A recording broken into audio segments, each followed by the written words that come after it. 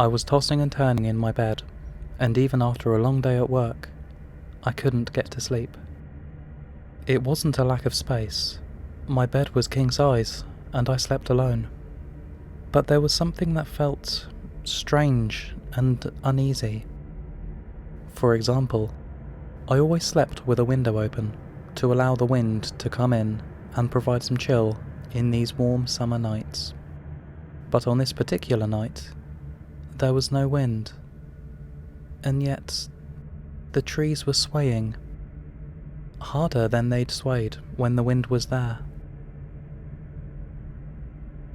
I decided there was no use in staying in bed if I couldn't sleep, but at the same time, I didn't want to get up. I wasn't thirsty or hungry, and I didn't need to use the bathroom, so I just turned the TV on and hoped that once I had watched enough crap, I would fall asleep and turn the TV off in the morning. There was nothing good on the TV. I flicked through a few channels, which made me sleepy on its own, but I had to settle for some cartoon, which I can't even remember the name of. I grabbed my phone to check the time. It was 1:04. Luckily, I didn't have to get to work in the morning, as it was my day off, but I still didn't like getting up late, because I liked the mornings and going out for breakfast. At this rate, I probably wouldn't get enough sleep even to get a morning coffee at the local coffee shop.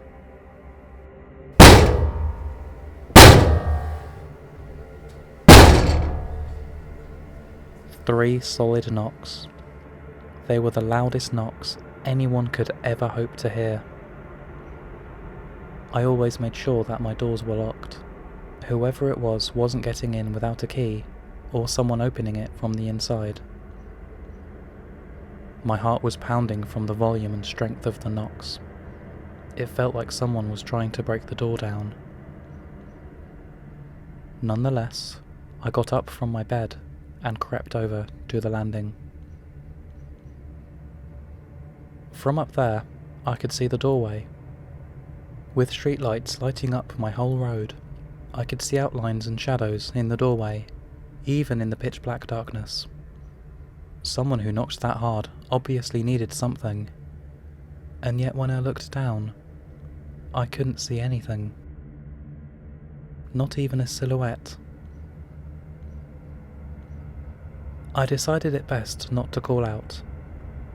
Perhaps it was one of my drunk neighbours knocking on their own door. After all, I lived alone, and the walls here were paper thin. I could hear their fridge running through a wall and on a different floor, so it wasn't impossible that the knocks were for them.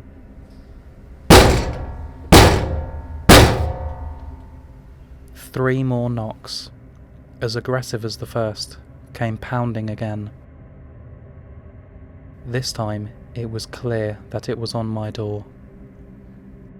My palms were sweating. My pyjamas combined with the warm night made me feel sticky and sweaty. I wasn't scared, at least not until I went back to the landing. From up there, I looked down. Something was shaking the door handle viciously. And yet, there was still no silhouette. What the hell could it be? A child not big enough to appear above the glass? No, what would a kid be doing pounding on my door so hard? A drunk? Even then, I'd be able to see them. The door was clearly locked. If it wasn't, anyone shaking the handle that hard would have got in. I rushed back into my bedroom, and like a child, tried to hide under the covers as I got my phone. I frantically dialed the police, even though nothing had really happened. My fingers were sweating, and I could hear the dial tone loud and clear through the quietness of the night, now that the knocking had gone. Hello, emergency services. The door opened. Whatever was trying to get in had managed to break the handle and get in through the front door. They slammed the front door shut, and for a second, I thought maybe it was a drunk neighbour playing around after having 10 too many drinks. Something was in my house with me, and I was too scared to face it. I kept a baseball bat under my bed in case of intruders, but for some reason, I was already frightened out of my wits. I clambered under my covers and waited for whatever it was to do whatever it was going to do.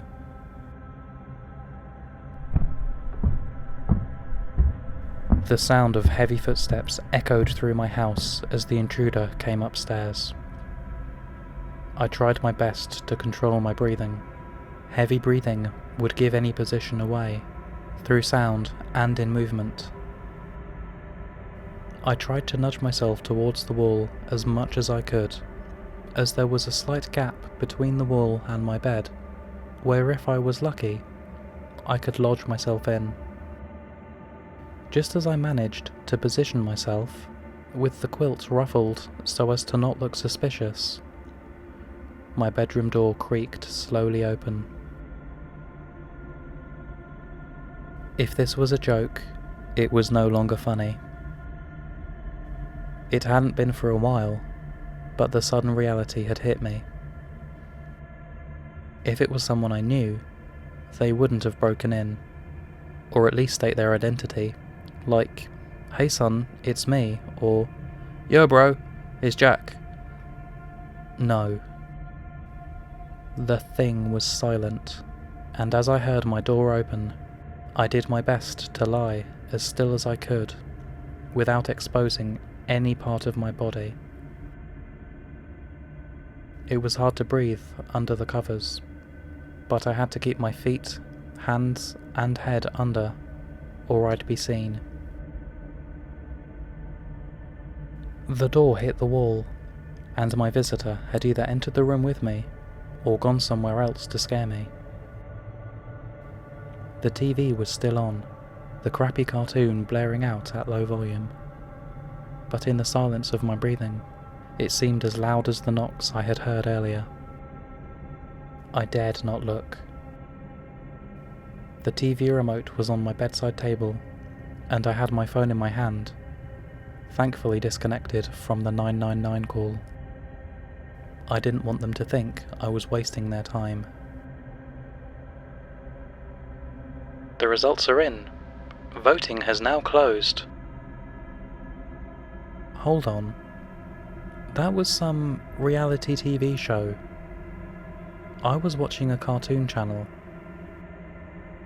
My eyes widened and I almost screamed, but I remembered that any movement or noise would be my end. Something had changed the channel. And yet, they were still oblivious that I was in the room with them. I must have been doing a good job keeping still, but who would just break in to a house just to watch a talent show? I had to see what was in the room with me. My phone showed that it was 1:12. 8 minutes had passed, but it seemed like an eternity. I had to make it discreet. Without making too much noise, I lifted the covers. I could see the door, wide open, on the far side of the room. The light from the TV blared across the room, almost blinding me after being in the darkness. But there was nothing standing by the doorway, nor by the door. Just as I lowered the covers, something rustled by my bed. I don't own any pets, so it wasn't a cat or anything. The TV was still on, and I lifted the covers slowly again. The floor creaked slightly on one of the loose floorboards as my enemy walked across my field of sight and back out the door. Whatever it was fucking with my mind. They broke in, came into my room, and sat by my feet, changed the channel, and then just got up to leave. The menacing figure came into view now, with the light from the TV exposing it. This creature was of average height, with pale skin, and it walked with a sort of limp. I had never seen anything like it. It had long claws that resembled daggers. The legs were thin but somewhat muscular. The head was like that of a human, but pale like the moon with no hair and a few scratches. It had all but made it out of my doorway when it stopped in its tracks. I lowered the covers slightly so that I could still see it, but it could not see me. Not in such lighting. Without even rotating its body, it turned its neck like an owl. I winced, still submerged under the covers out of fear. I was praying for it to leave. Just fuck off, I thought to myself. But it wasn't going to make him leave any sooner. Sweat dripped down my body, and I was almost shaking. I saw what came into my house, and I could do nothing but lie there and watch it. Curiosity killed the cat, but for some reason, I still watched it. As its neck turned, I could start seeing the face. A cold chill entered the room, and it certainly wasn't the wind. It was fear. And I saw it. The face of my fate. His mouth jagged with teeth of uneven shapes and sizes, but all sharp and threatening. His nose and ears pointy, but also uneven. It was the eyes that almost made me wet myself at the age of 24. The eyes were a bright orange, like the sun, though looking into them didn't blind me. We made eye contact. If I dropped the cover, he would see me. But I was almost shaking out of fear of sure death. As I stared intently into those eyes, he almost scowled, then frowned, then turned his head slightly. He took a step towards the bed, his claws dangling from his arms. "This is it," I said to myself, as I almost started crying. The creature was about to lift the covers and find me, but a sound from downstairs stopped it in its tracks. The neighbour's dog started barking, and the menacing creature ran out of my room, my eyes fixed on him as he pegged it outside. I heard my stairs trampled, and the front door slammed shut again, with a broken handle. I was finally alone again. I couldn't stay in the house though. I had a busted door, I was close to pissing myself, and I was almost mincemeat for some pale, zombie-like creature. I quickly changed clothes, still trembling. Once that was done, I put on some shoes and grabbed my car keys. I peered outside the front door to see if anyone was there, but it was clear. My car was only a few yards away from the garden path. If I could make it in there, I could drive away from anything pursuing me. I made it, thankfully. I didn't know where to go, but I drove. Far away from the house. Banging kept going through my mind, as did the sound of the door handle. I was now no longer at all sleepy. I drove maybe a mile away when I saw a hotel with its neon lights flickering in the distance. I decided I'd stay the night and call the police from there. Fast forward to the payment. I rented a room for the night, and I had just managed to get inside. I rang the police and told them what had happened, and they said they would check the house, but wondered why I hadn't called before I got to the hotel.